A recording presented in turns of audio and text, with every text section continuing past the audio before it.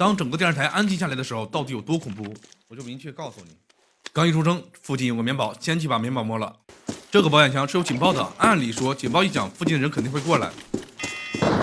只听到一声雷响，附近一个人都没有。保险没出货，来到中心区域还是没看到人，直接下去把企划室开了。听说这个保险箱是爆率最高的保险箱，但是我一次没开出过东西。大金一天了，还是没出货。出门再把棉宝摸了，这个棉宝也没出货，还有最后一个棉宝。附近还是没有玩家。触发警报，趁倒计时的时候去舔个鸡哥。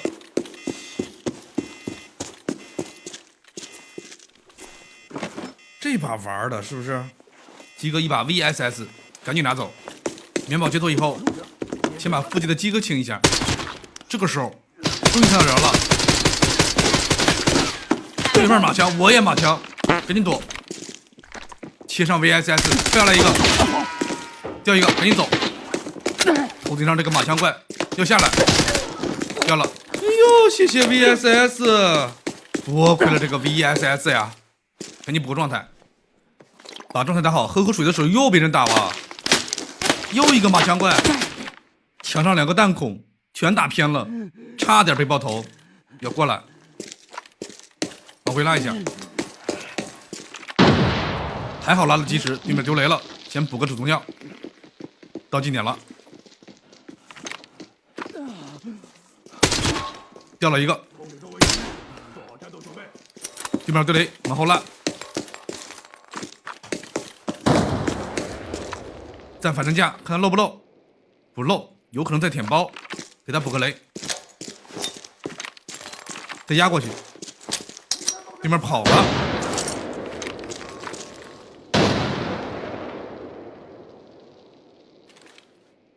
往回拉了。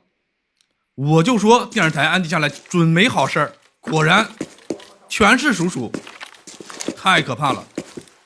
在远处架枪呢，先给撇个雷。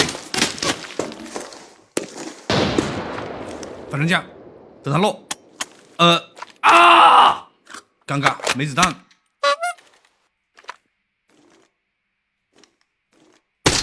爆头，搞定。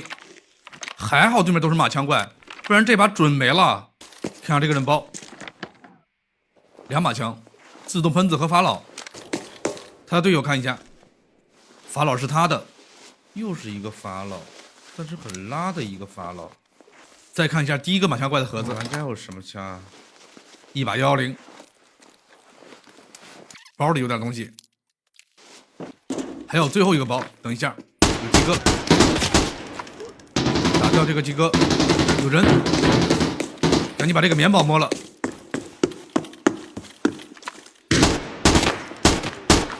差点把这个棉宝忘了。